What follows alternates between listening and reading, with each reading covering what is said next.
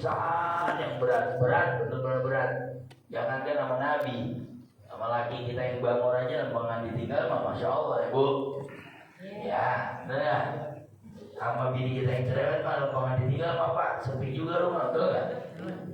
Anak sakit banget anak, ngeselin mulu, tapi lembangan pondok mah nangis juga kita. Apalagi Fatimah dikasih kabar sebentar aku akan meninggal dunia. Nangis jadi-jadinya, tapi habis itu ketawa. Nah, nanti yang ketawanya, kenapa kau ketawa? Kata Nabi Muhammad, setelah aku gak lama kau akan menyusul. Makanya saya ketawa. Kenapa? Alhamdulillah nyusul Nabi Muhammad, nyusul ayah. Ya Allah. Kira-kira kalau saya mau meninggal dunia, saya bisikin Pak Haji Sanusi, yang dari nyusul ya itu nyanyiin apa Prambot? Dulu apa? Allahu Akbar. Ya, jadi minha khalaqnakum wa fiha nu'idukum wa minha nukhrijukum taratan ukhra. Apa sih artinya? Dari mula kami diciptakan dan pada mula kami kembali dan kepada engkau kami dibangkitkan kembali. Taratan ukhra. Bismillah wa ala millati Rasulillah. Ingat ya? Bismillah wa ala millati kakak jenazah. Bismillah boleh. Bismillah wa ala millati teruskan. Anggapnya ayo. Bismillah wa ala millati Rasul. Kencengin aja Pak. Bapak yang udah belajar ngajarin orang. Ya. Ayo jenazahnya nunggu pada riwa-riwa. Nah, Bismillah wa ala millati Rasulillah kencengin aja. Kenapa? Bapak ngajarin orang. Itu namanya jadi ta'lim afdalul ilmi. Kencengin aja. Bismillah wa ala ketimbang pada itu belum miring, lu kan pada ribet banget ya.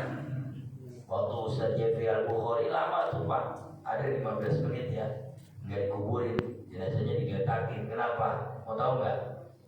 Tahu? Nah kita lanjutin hadisnya di sini, hadisnya Ustaz Jeffrey Al-Bukhari. Ya Allah ya Rabb. Bismillahirrahmanirrahim. Ogala kita lanjut ya, nanti kita kalau ada mau nanya. Hadis selanjutnya, wa ana Aisyah radhiyallahu anha anna Rasulullah sallallahu alaihi wasallam qala kasrun 'azmil mayyit ka kasri hayyan. Ya Allah. Rawahu Abu Daud isnad syarat Muslim. Kesada Ibnu Majah min hadis Ummu Salamah radhiyallahu anha kism. Kata Nabi Muhammad melalui Aisyah, merusak tulang mayit itu seperti merusak dalam keadaan mati, dalam keadaan hidup. Ka kasri hayyan. Siapa yang mematahkan tulang mayit, maka sesungguhnya dia matahi kayak yang hidup. Wow, hati-hati sama tulang jenazah. Kata Nabi, siapa yang menghancurkan tulang jenazah orang ya, itu seperti dia menghancurkan waktu itu. Jadi jenazah ngerasain sakit Pak. Makanya apa kata Nabi? Gosluhu, mandikan jenazah kagosalta. Seperti kau mandi. Ya kamu mandi, gimana sih kamu mandi? Ya mandi.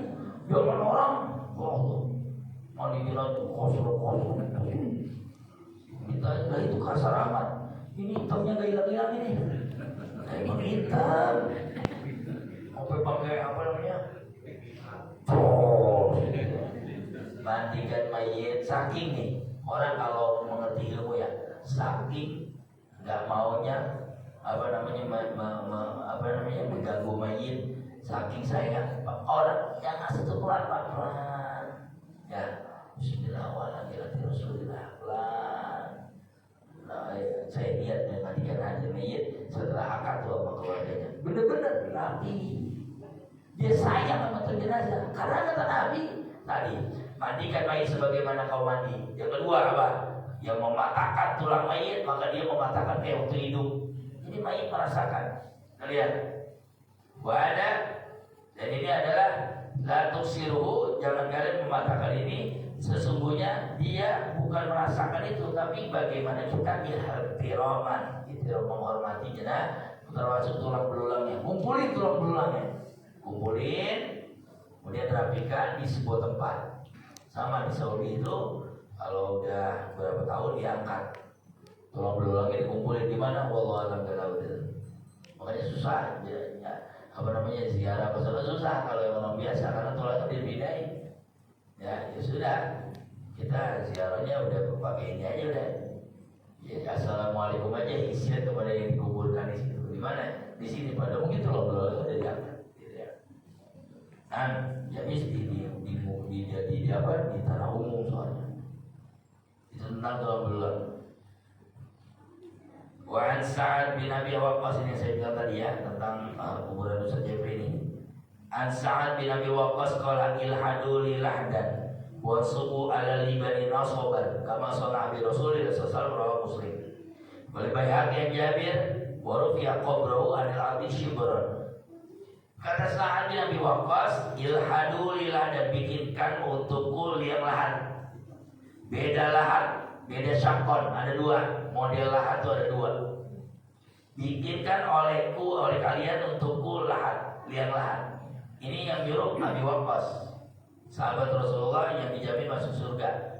Salah satu 10 yang dijamin masuk surga. Sa'ad bin Abi Waqqas. Wansubu ala libani nasoban. Nanti kalau udah rapi lahatnya, kemudian saya dipendam, maka didirikanlah batu untuk menandai nasoban. Kama sona abi Rasulullah, sebagaimana perintah atau yang pernah dilakukan Rasul. Jadi kasih batu. Dalam riwayat Imam Baihaqi mengatakan warufiya qabrahu, tinggikan kuburannya shibron alal ardi shibron, satu jengkal ya, kayak kita gundukan tanah gitu ya, untuk membedakan mana kuburan mana tanggulan ya, mana kuburan mana tanggulan.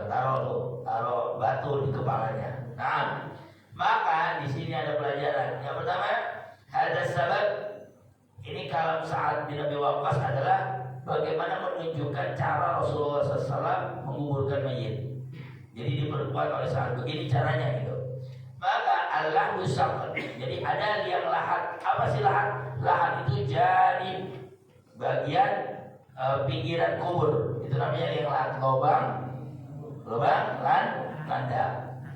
Bagi tanah yang tanahnya kering dan kuat, pakai lahat kayak kita. Akan tetapi kalau tanahnya enggak kuat, maka tidak pakai lahat. Pakai apa? Pakai syakun dia namanya. Jadi yasuk pakai tangan. Jadi dia begini. Atau dia begini, dia taikin sedikit seperti ini. Ini lubang nih. Kalau landak kan tidak di gali tuh, dia masukin ke dalam. Nah ini ada yang di tengah syakun, ada yang di tengah begini. Nah nanti di sini kalau di Jogja itu pakai bambu.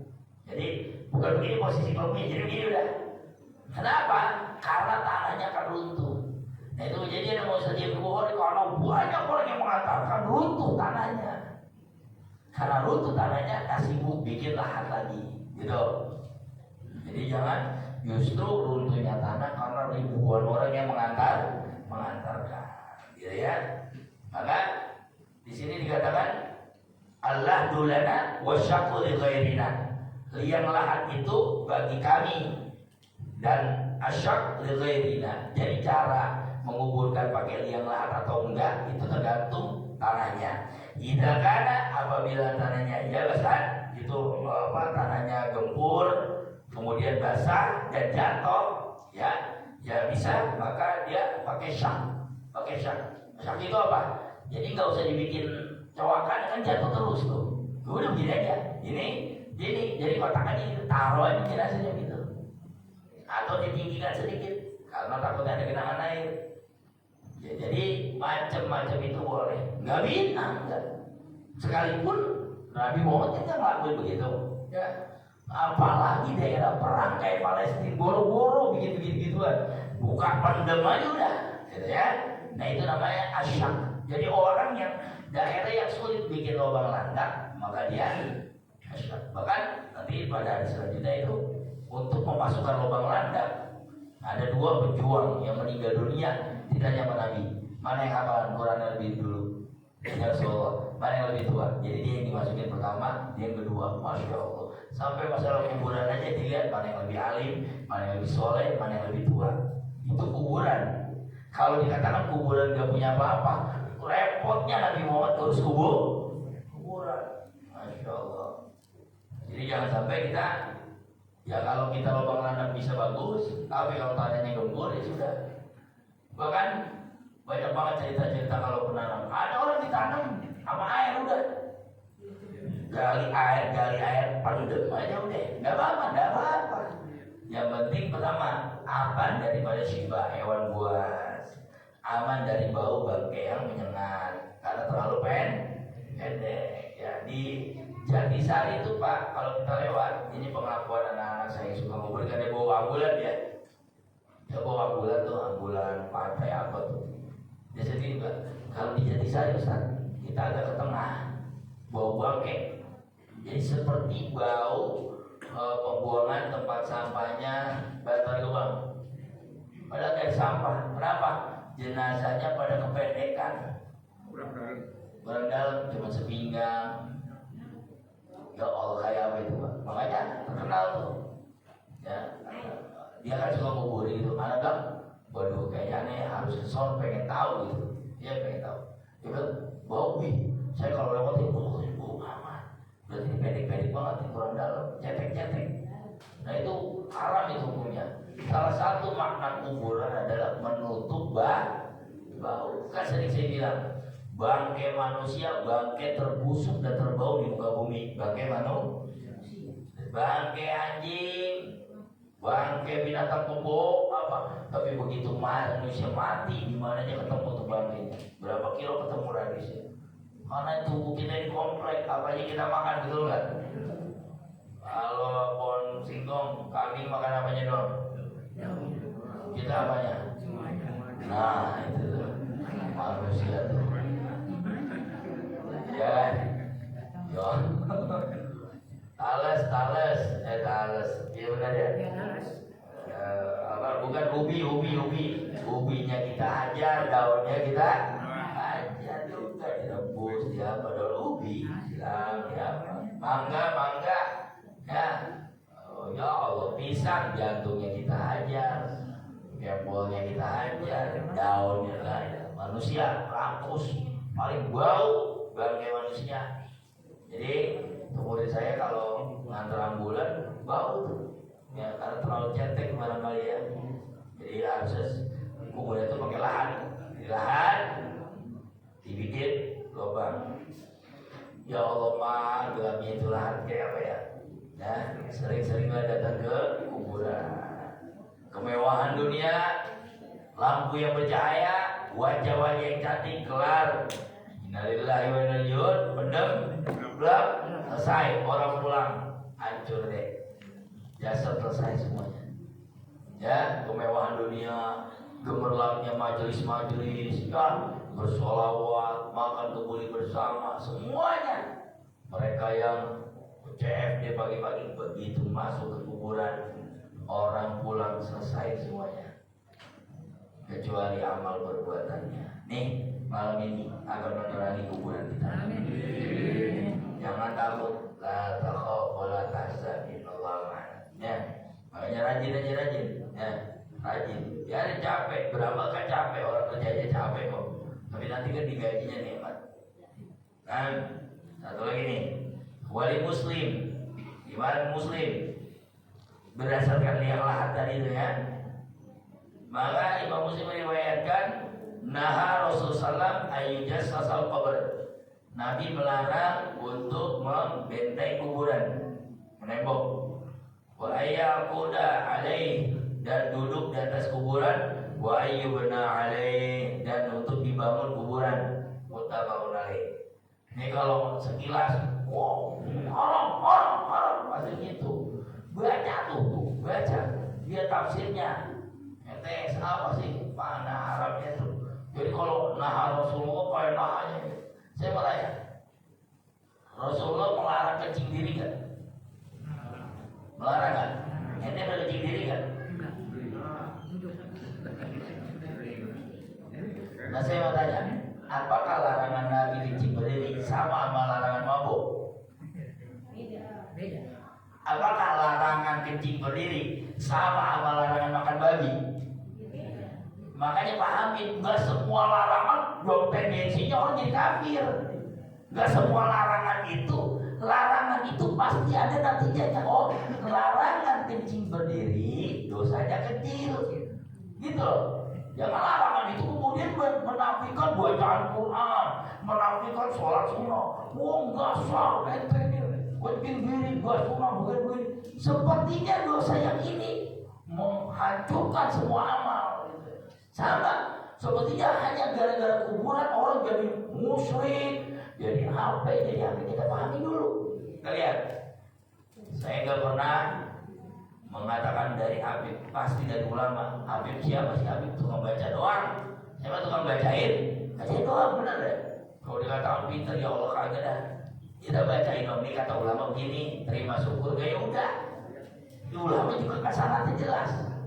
Nih kitab yang saya baca, sarannya ini saya punya guru namanya Zainuri Hajar. Beliau belajar di pengarang kitab ini, anaknya 10 tahun, namanya As-Sayyid Muhammad Al-Maliki Al-Hasani, Mekah, yang Imaduddin CS mengakui satu-satunya Habib yang benar no Sayyid Muhammad.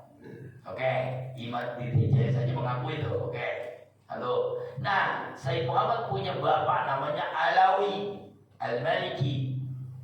Alawi Al-Maliki baru ngarang kitab ini 2 jilid, meninggal dunia. Jadi Bulughul Maram udah tuntas. Nih bisa jilid kedua, jilid ketiga, 4 nggak ada. Jadi kalau mau nerusin kitab Ibadatul Ahkam ini, nanti lari ke kitab yang lain karena beliau keburu meninggal. Gitu.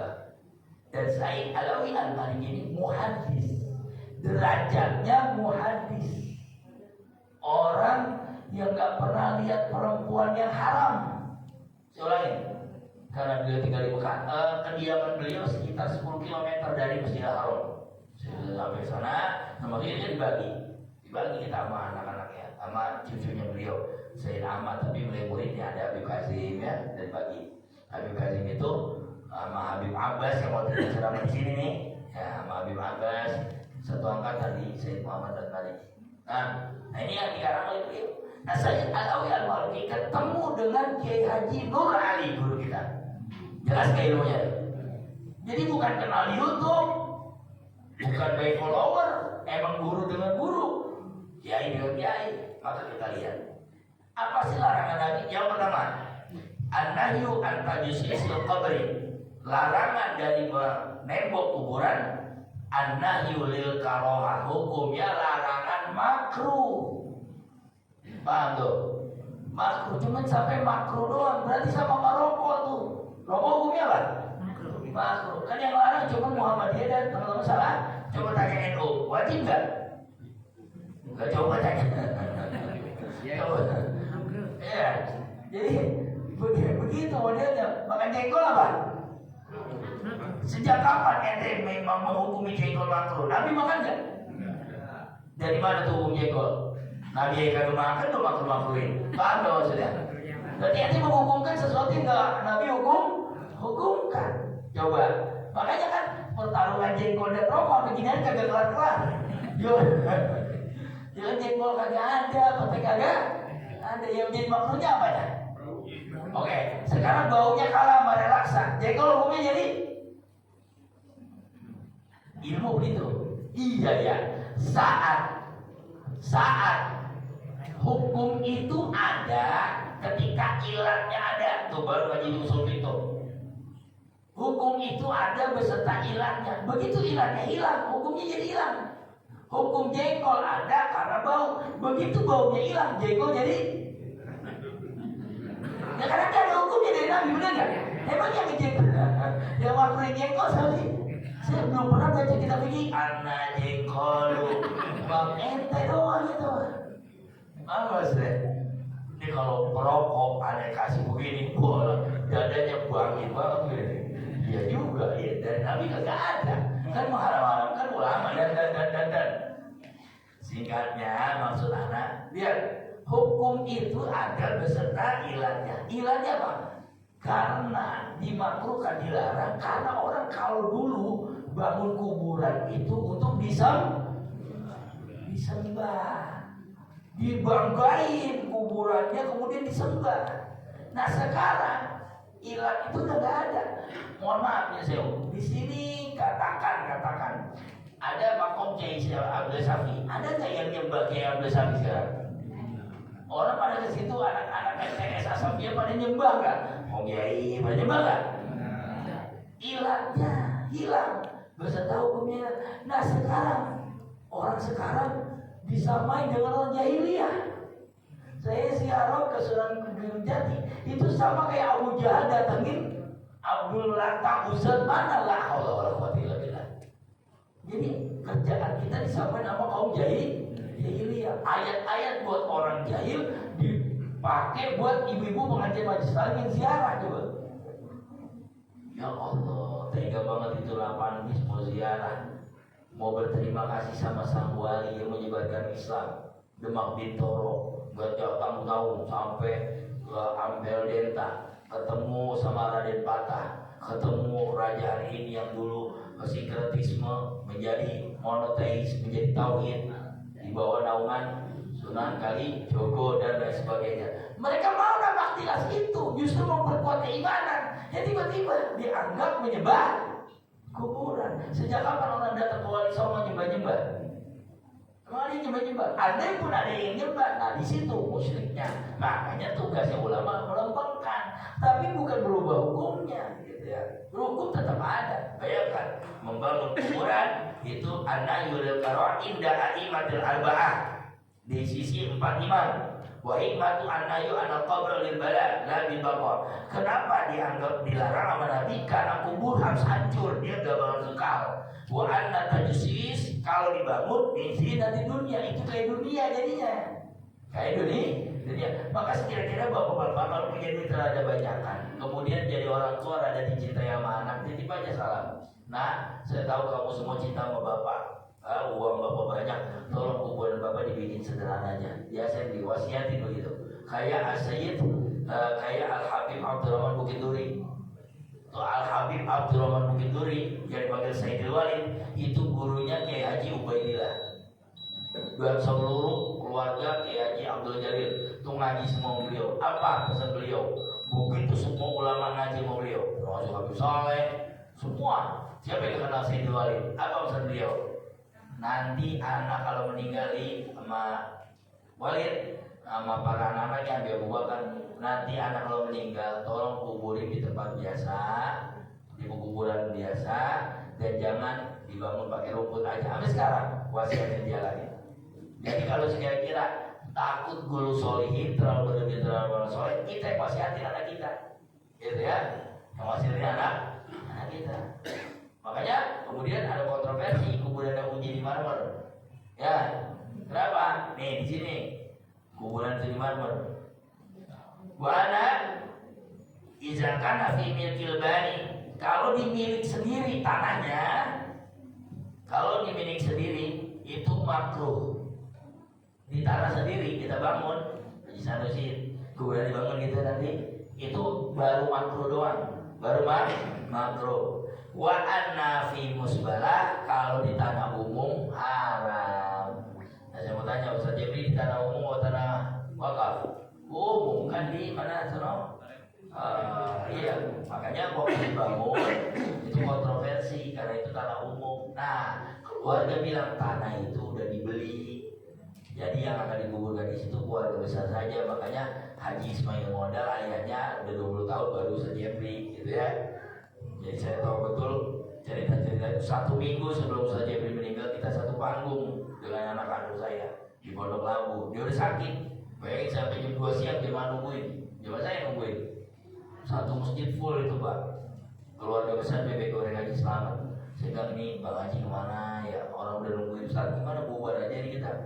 Satu masjid belum tadi, tiba-tiba ada nyampe, dia lagi dirawat, habis dirawat. Nggak taunya komisi itu ceramah bareng saya minggu depannya. Saya ada rekamannya, beliau lagi ngomong sakaratul maut.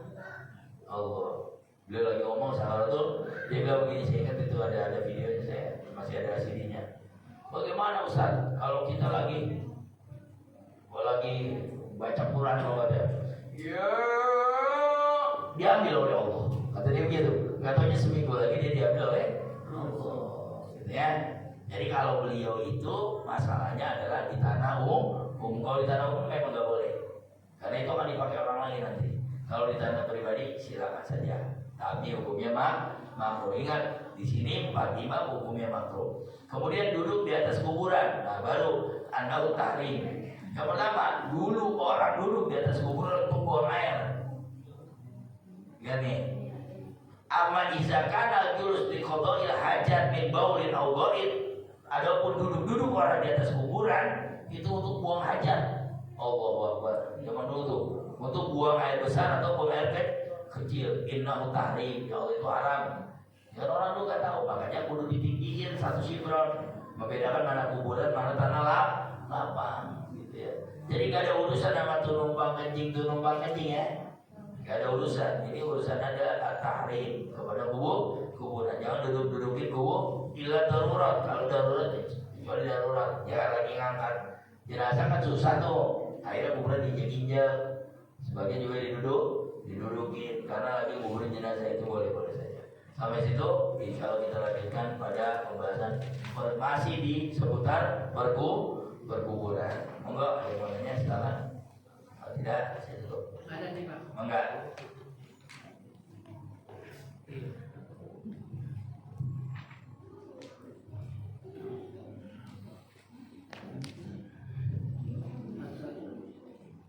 Udah, langsung aja Pak. Waktunya soal. Assalamualaikum warahmatullahi wabarakatuh. Waalaikumsalam warahmatullahi wabarakatuh. Kalau kita salat gaib, kapan Pak jenazah sudah dikuburkan apa belum dikuburin? Ya, bagus sekali. Yang keduanya berapa jaraknya baru kita jarak tempat orang yang meninggal itu berapa jaraknya baru kita salat gaib? Ya, Itu aja. minggu lalu deh, kalau nggak salah. Udah ya. Nah kalau udah masih diingat, bantu saya jawab, ayo. Ayo kalau jawab saya potong nilai 100 nih. Batasnya adalah satu daerah yang kira-kira kita layakna tidak berbatasan dengan tidak terlalu jauh. Jadi tidak membuat kita sukar datang ke sana. Ya kalau satu daerah berarti masih Bekasi. Nah, ada yang mengatakan Bekasi itu keluasan, masih satu wilayah yaitu Pondok Gede. Jadi kalau misalnya ada orang mati di Pondok Gede, bapak sholat goib itu nggak sah karena masih satu daerah. Ada yang mengatakan fikih itu sekira-kira nyari tempat tayamum. Batas nyari tempat gini. Salah satu syarat tayamum adalah ketiadaan air. Sejauh mana? Nah, sejauh satu daerah ada air. Bukan rumah ente doang. Kalau rumah ente berarti ledeng ente itu sah. Ya gitu ya. Jadi satu daerah itu boleh sepondok gede. Tapi kalau se-RW tentu haram. Masa di RT 6 meninggal di sini sholat goib gitu ya. Jadi satu daerah. Nah batas sholat goib di mana batasannya? Apakah telah dikuburkan atau sampai pengurusan jenazah? Sampai kira-kira pengurusan. Jadi kalau kita kira-kira ya meninggal jam 3 subuh, wah pasti diurus pagi nih, ya kan? Pasti diurus pagi. Maka kita boleh laksanakan sholat goib di waktu zuhur, karena pengurusan jenazahnya udah beres, gitu ya. Tapi bahwa dia udah dikuburkan, boleh nggak? Masih boleh. Kalau dia udah dikuburkan masih boleh. Tapi jarak kira-kira antara pengukuran dia meninggal dunia sampai dikuburkan, sampai kira-kira kita udah punya taksiran kalau pagi diurus, pasti sore kubur, maka asar udah nggak boleh lagi sholat jenazah. Sholat goib. Kalau sholat jenazah di atas kuburannya masih boleh, walaupun jaraknya seminggu, 2 minggu. Gini, bapak kita meninggal, kita lagi di Mekah, seminggu kemudian kita pulang langsung ke kuburan bapak kita, sholat jenazah boleh. Ya, sebagaimana Habib Umar yang menyelatkan Habib Munzir ya, beberapa saat setelah Habib Munzir meninggal dunia, beliau datang langsung beliau sholat jenazah di atas kuburannya. Itu juga terjadi sama Rasulullah. Ada jenazah udah dikuburin, kemudian Rasul nanya, itu sih itu kemarin udah meninggal, kemarin udah meninggal ya Rasulullah. Pagi Rasulullah, kenapa nggak ngomong mana kuburannya? Nah, berarti tidak ada batasan waktu tertentu untuk sholat jenazah di atas kubur. Kalau sholat goib kira-kira udah dikuburin selesai, gitu ya. Jadi paham nggak batasannya, paham? Kenapa? Masih di atas jenazah. Ini ada pendapat ulama dua. Jadi selalu akan ada terjadi pendapat. Sekira-kira gini, kan kita dengar kabar nih, ponakan kita meninggal jam 3 subuh. Kita punya perkiraan nggak? Oh pasti pagi nih. Ya udah saya sholat goibnya pagi bareng dengan sholat duha boleh, karena udah diurus. Nah sekarang ada ulama mengatakan dulu khobar nggak ada, cuma dengar berita meninggal, kamu diurusnya. Maka yang seperti itu boleh saja dilakukan. Ternyata jenazahnya masih geletak, belum dimandiin, belum diapa-apain, belum siap untuk disolatkan. Dan kita udah sholat, enggak itu ya juz dibolehkan. Jadi ada dua pendapat. Singkatnya sholat goib boleh-boleh saja. Kalau saya begitu ya, hampir sudah kapanpun anytime sholat goib boleh. Sekira-kira jenazah belum dikubur. Kalau sudah dikubur dan punya kesempatan datang ke kuburan, langsung sholat jenazah di atas kuburan. Gitu. Nah, barangkali itu. Assalamualaikum satu lagi Ustaz. Waduh. Ada kasus ini kita satu di sini yang Ya, mati, Hah? yang mati di sini satu. Kawan kita sama barengan satu di Jati Asila yang jauh di Keranggan. Itu gimana Ustaz? Kita sholat di sini. Habis itu sholat kita kemarin baru kasih itu. Makanya kita nyolatin dia di sini. Iya. Ada jenazah. Ya, ini saudara kita juga. Iya kan jenazah di sini nih. Kemudian Ini jamaah saudara kita juga boleh. di sana. Jadi kita sholat kan kemarin di sini. Itu gimana tuh? Ada 2 orang soalnya. Sholat Idnya di sini ya. Oh, dia tidak apa-apa. Saya yang satu jauh nggak? Ya di sana di Keranggan. Jadi bening ya. Iya. Jadi bening yang Bening, mana? jana. Ya kira-kira jadi bening yang sari. Jadi tadi Di jalan tol Masih bisa dikejar. di Sari. Oh, Dan gitu. orangnya emang jati bening di sini dibawa ke Keburu sana. mau diberatkan gitu. Ya, Iya, dibawa ke sana, udah dibawa ke sana. Kesannya keberatan. Oh iya, iya. Udah kasih. Gak apa-apa, gak apa-apa. Boleh. Maksudnya gini, kan sekira-kira tempat orang nyari wudhu itu atau tayamum kan begitu ukuran sholat jenazah adalah jenazahnya di luar batas orang nyari tayamum. Nah tayamum cuma ada se-RW, kalau nggak ada air sudah tayamum gitu kan. Nah ini udah di luar dari RW, kita pakai batas tayamum. Kalau batas tayamum jadi bening dua sudah boleh. Kalau tayamum mah kadang-kadang kita tinggal rumah gak ada air ya tayamum deh, gitu ya, paham ya maksudnya ya. Jadi batas jadi bening udah boleh sholat baik. Yaudah kita sholat kayak di sini, monggo silakan. Terakhir Ya. di Makkah itu, Makkah. jenazah itu tidak ditanam, tidak dikasih tanah. Karena saya Didatangin aja. 2012 Iya. ikut ke makam teman saya waktu umroh meninggal di sana. Saya ikut ke liang lahat dan liang lahatnya tidak ada yang dicokin. Ya itu dari asap, itu namanya syak. Nah, setelah itu hanya ditutup, maaf seperti tutup got saja. Betul. Itu tidak ditanam. Gitu aja. Dikasih pasir sedikit. Ya, emang begitu. Itu natijah kuburan sesungguhnya. Kayak begitu. Jadi kotak, taruh jenazah. Itu bagi tanah.